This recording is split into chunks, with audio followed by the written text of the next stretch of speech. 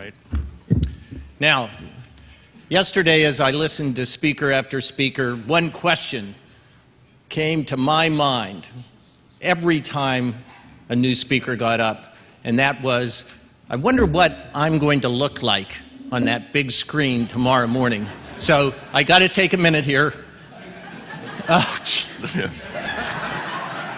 You know, I've been a disciple of Mayor Murphy since we went to Harrisburg together in 1979, actually. And there's this gospel according to Murphy that you've now heard that you can understand why we follow him and why we listen to him.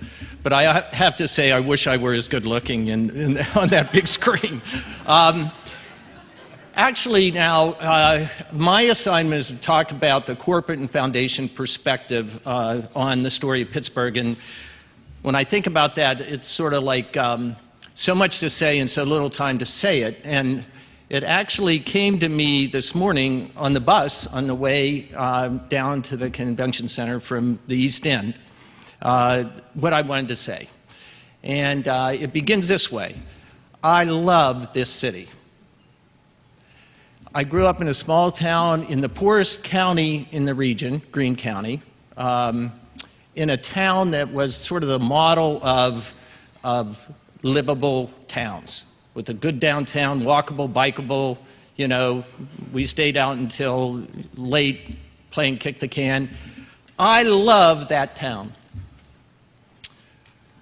I had a business in the Mon Valley. I felt that struggle. I spent 15 years at that. I love the Mon Valley. I have a farm, my family, in Somerset County. Mayor Murphy's a farmer too, you may not know that. I love Somerset County. Now, what do all of those have in common? They're all part of this region.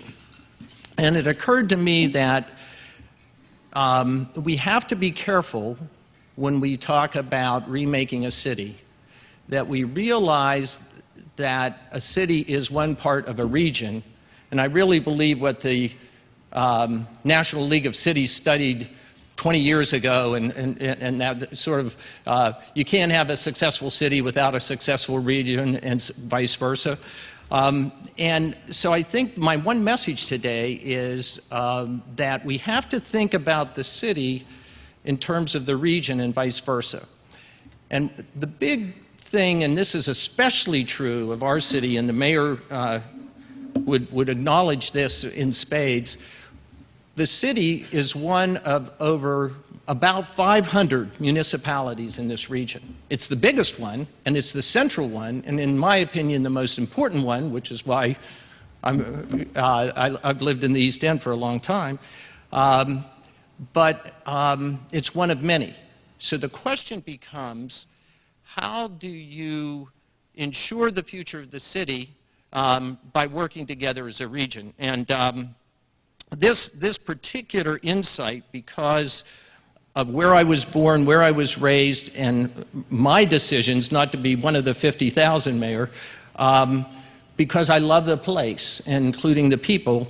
And this occurrence of the region and the success of the city depending on it occurred to me even before Neil Pierce wrote City States, and even before Bruce Katz rediscovered metropolitan regions. The fact is that that perspective is what corporate and foundation leaders in this region bring to the table. No political boundaries. And so the mayor was able to turn to them many times, actually, and say, I need some help for the city, and you guys don't have any political boundaries, so you can help me save the city, if you will, and do that by acting beyond political boundaries. So let me give you 4 quick examples that we might talk about more. One of which is Strategy 21. Now, that document was not sufficient, as the mayor would acknowledge. It was actually at Tom Murphy's urging as a state representative to Bob Pease, who's somewhere here in the audience, that, boy, we need a unified strategy in Harrisburg because, remember, the federal Constitution acknowledges no local government, only state governments.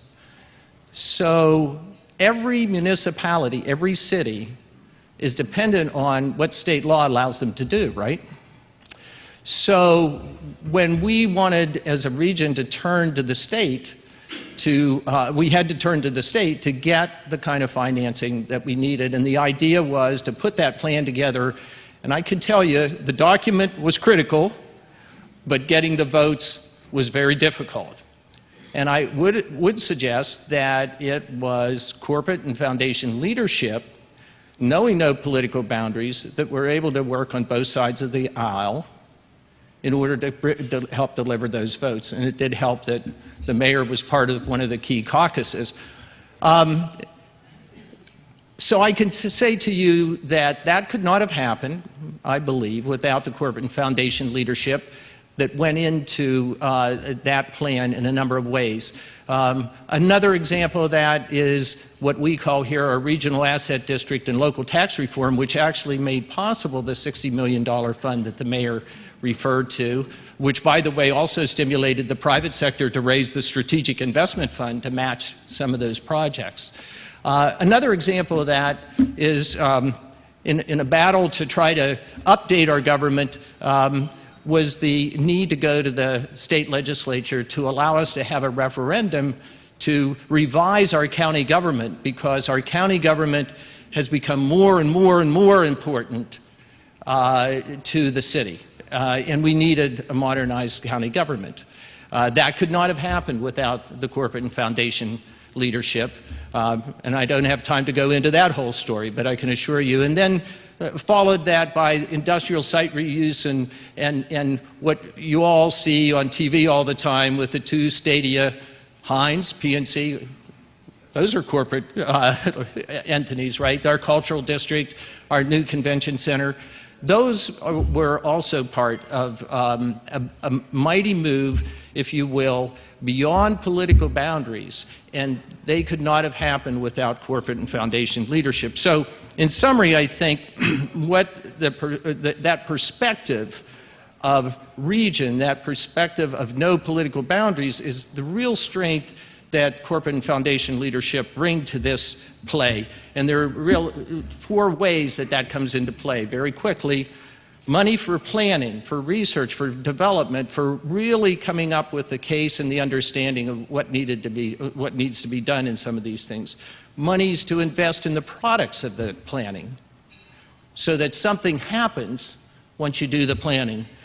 Money to support organization, which I have to admit they paid me at the Allegheny Conference, and a lot of other very talented people to pair with the talented people that Mayor Murphy recruited to his administration. And then finally, influence. Very important. In the end, and what I teach at Carnegie Mellon is policy and politics, because you can't have good policy results without politics. So getting the votes, because corporate and foundation leaders can think beyond political boundaries and bring Republicans and Democrats together at the right time for the right thing to do. That's what they contribute. That's their perspective. And Mo, you're signaling for me to get off? But I look so good. God.